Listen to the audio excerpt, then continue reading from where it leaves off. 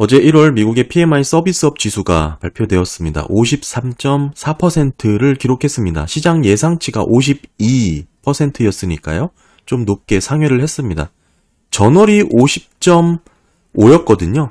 그거에 비해서 상당히 높은 수치가 나온 것입니다. 이렇게 헤드라인이 잘 나오다 보니까 아무래도 미국 경기의 회복 또는 확대를 주장하는 그런 얘기들이 많이 나오는데요. 사실 어제 ISM 서비스 지수는 두 가지를 잘 살펴봐야 됩니다.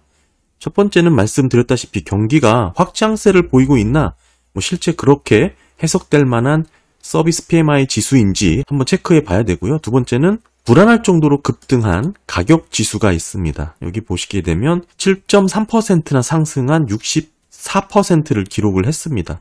이 가격 지수 어떻게 해석을 해야 될지 이 두 부분을 중점적으로 살펴봐야 되고요. 먼저 이 서비스업 경기 확장에 대한 부분, 아무래도 급등하는 모습이 나오니까 이런 부분에 대해서 목소리가 나오고 있지만 이 차트 보시게 되면 바닥에서 좀 다지고 있다가 이렇게 반등한 모습이죠.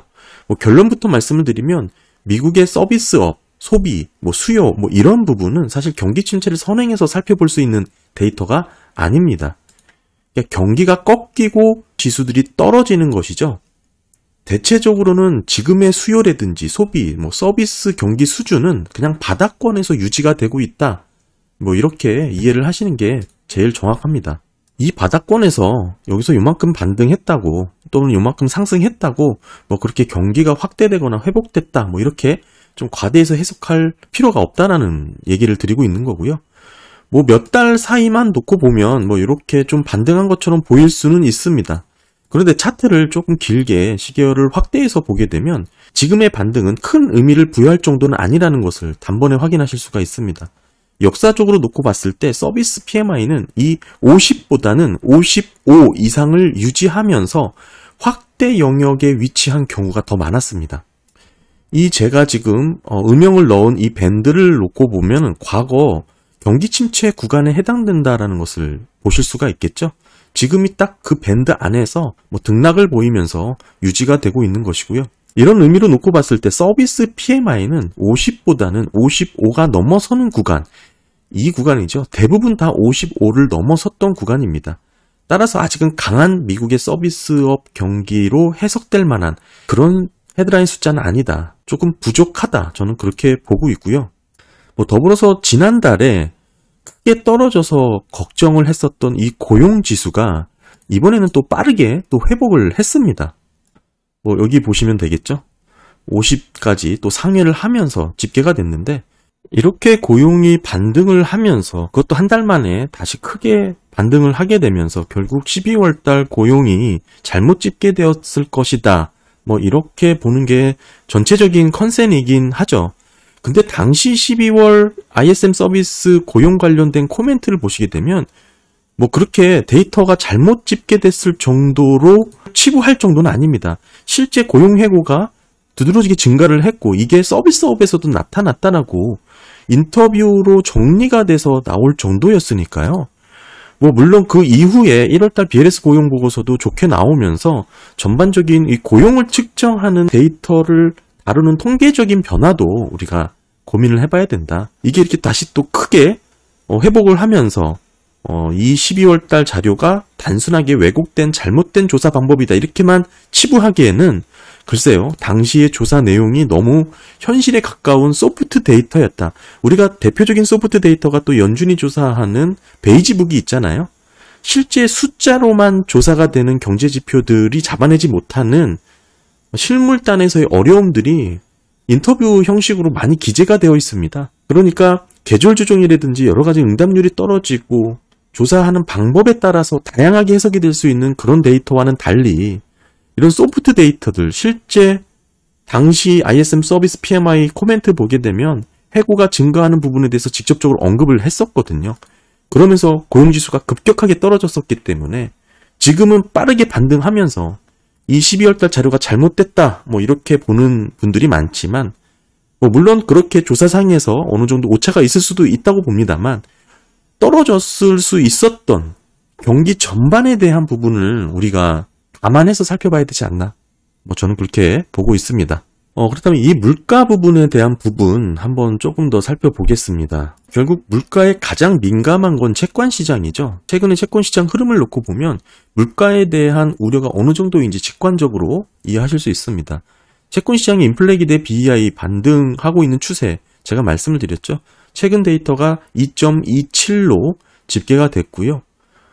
지금 간혹 팁스 입찰 금리가 높게 결정이 되면서 실제 물가 반등에 대한 우려가 어느 정도 이야기가 나오고 있지만 아직은 그렇게 심각할 정도로 해석될 여지는 없습니다. 그리고 이 차트를 좀 확대해서 봤는데 물론 계속 저점을 이렇게 낮춰오다가 23년 3월 2.1을 기록하고 이때가 바닥이었습니다. 그리고 다시 저점이 좀 높아지고 있는 상황이긴 맞습니다. 가장 최근이 2.27이라고 말씀을 드렸었죠. 지금 이렇게 높아지는 구간, 다시 추세로 고개를 들고 있는 이런 모습은 이제 정상적인 범위 내의 변동성으로 볼 수 있는 그런 구간이죠. 따라서 크게 물가가 우려된다, 이렇게까지 과대해서 걱정할 정도는 아닌 것입니다. 다만 이제 물가는 채권 투자에 있어서 가장 큰 리스크이기 때문에 이 점을 계속 상기하면서 지속적인 관찰을 할 필요가 있고요. 정리를 해보면 이렇습니다. 아직은 채권 시장에 있어서 금리 인하를 빨리 함으로 인해서 물가가 재차 급등할 우려는 높게 보고 있지 않는 것으로 우리가 정리를 하고 있죠. 솔직히 말씀드리면 채권 시장에서는 사실 물가 자체에 대한 관심이 그렇게 높지 않습니다. 물가는 잡힐 것이고 지금은 금리 인하냐, 다시 금리 인하 속도와 보폭에 대해서 관심이 더 높은 것이지 물가가 재차 반등할 우려? 가능성은 있겠지만 좀 시간을 갖고 먼 뒤에 일어날 일이라는 것이죠. 관심 자체가 좀 낮다. 어찌됐든 지금 물가에 대한 채권 시장의 우려는 다소 저점이 높아지고 있긴 하지만 그렇게 심각하게 우려될 정도는 아니다. 정상적인 범위 내에서 변동성 구간으로 해석될 위치다. 이렇게 좀 볼 수가 있습니다. 그럼에도 아까 PMI 가격지수 보여드렸지만 이 서비스, 제조업입니다. 모두 상승을 하고 있는 추세죠. 서비스업 같은 경우에는 이번에 크게 상승을 했고 제조업 같은 경우도 이제 바닥을 다치고 고개를 드는 모습으로 집계가 됐습니다. 이게 한마디로 제조업과 서비스업 모두에게 이런 가격지수 상승이 잡히다 보니까 좀 불안하다, 이런 의견이 많은데요. 다만 공식 물가지표인 PCE는 적어도 앞으로 한 두세 달 내에는 기저효과로 인해서 좋은 흐름을 이어갈 것입니다. 이게 3월, 4월, 5월까지 이어질 가능성이 높은데요. 그 사이에 코어 PCE가 2.5%까지 떨어질 것이라는 전망이 가장 많습니다. 그렇게 되면 금리 인하 시간하고 맞물려서 이 데이터가 금리 인하 근거가 될 수가 있겠죠. 다만 연준도 알 것입니다. 이게 기저효과 때문에 이렇게 떨어졌다는 것을 알 거예요. 따라서 지금 현재 재차 우려가 되는 부분은 홍해 지역에서의 불안이죠. 물류 차질이 어느 정도 걱정이 될 수 있기 때문에 기저효과가 사라지고 홍해 물류 불안, 공급망 이슈가 다시 지속적으로 우려사항이 된다면 이는 인플레 압력이 높아질 수가 있겠죠. 그렇다면 연준은 금리 인하를 늦출 수도 있을 겁니다. PMI만 물가가 들썩이는 움직임이 나온 게 아니고 NFIB라고 소기업 낙관 지수를 조사하는 그런 기관이 있습니다. 제가 관련 보고서 업데이트 될 때마다 매번 영상으로 말씀드리고 있는데 여기서 임금 보상 관련된 부분은 물가 관련돼서 또 임금 상승 관련해서 선행하는 데이터로 볼 수가 있습니다. 보통은 임금 상승 추적하는 그런 지수들이 많이 있는데 그거보다 이 중소기업들이 임금 보상하는 이런 추이를 살펴보면 더 미리 선행해서 우리가 파악할 수 있다는 것이죠. 보시게 되면 임금 상승 지금 이 정도 수준이지만 다시 파란 선 이렇게 높아졌죠. 이게 높아질 수 있다는 겁니다. 전반적으로 이 추이가 임금 상승이 더 높아질 수 있는 흐름을 좀 보여주고 있는 것이고 더 나아가서는 소기업들의 이제 가격 상승 부분을 이 CPI 인플레이션하고 비교를 해보면 상관관계가 매우 높죠. CPI는 여기 좀 잘 떨어져 있는 위치지만 이 파란 선 보시게 되면 재차 높아졌습니다. 가격 상승, 즉 가격이 높아질 것이라는 것이 아직은 반영이 안 됐기 때문에 이 부분이 어떻게든 물가에 전이가 돼서 다시 재차 물가가 상승할 수 있는 우려가 뭐 여기든 뭐 임금 상승이든 뭐 PMI든 모두 동일하게 지금 나오고 있는 상황이죠. 그럼에도 채권 시장에서는 아직은 현재 직접적으로 물가의 재차 급등할 우려는 높게 보고 있지는 않습니다만, 말씀드렸다시피 저점이 낮아졌고 바닥에서 저점이 다시 높아지고 있는 이런 추이는 진행이 되고 있고요. 이와 함께 살펴봐야 될 데이터가 금융환경이 있습니다. 시카고 연은이 발표하는 금융환경지수 1월 26일 최근 자료가 마이너스 0.56까지 떨어졌어요. 여기서 이렇게 급락을 한 것은 연준의 피복 기대로 떨어졌는데, 이 위치 보시게 되면 사실상 코로나 직전 수준 그 정상적인 평균 범위 내까지 떨어진 것입니다. 코로나 이후와도 큰 차이가 없을 정도로 현저히 떨어졌습니다. 한마디로 금융시장의 환경이 매우 완화되어 있는 상황인 것이죠. 이것 자체는 금리 인하에 대해서 부담 요인이 될 수밖에 없습니다. 그리고 어제는 또 제가 중요하게 보는 지표가 또 발표가 됐습니다. 은행 대출 태도 지수죠. 이게 2분기 연속해서 하락을 했습니다. 이게 높아지면 은행들이 대출을 깐깐하게 심사를 하기 때문에 결국 경기 침체로 이어질 가능성이 높아지는데, 지금 2분기 연속해서 뚝뚝 떨어져가지고 24년 1분기 14.5로 집계가 된 것이죠. 이 서베이 방식으로 조사를 하는 건데, 한마디로 대출 조건이 덜 까다로워졌다, 이렇게 떨어졌다라는 것입니다. 이렇게 되면 사실은 기업들의 대출이 쉬워지죠. 신용카드 대출도 늘어날 수밖에 없고 전반적인 부도 위험이 낮아지는 효과를 가져오게 될 거고요. 사실상 금리 인하 효과가 나타나고 있는 겁니다. 그런데 이렇게 은행 대출 태도가 떨어진 원인이 실제 금리 인하를 한 게 아니잖아요. 금리 인하 효과가 나타나고 있지만 실제 금리 인하를 한 게 아니고, 그럼 왜 떨어졌냐?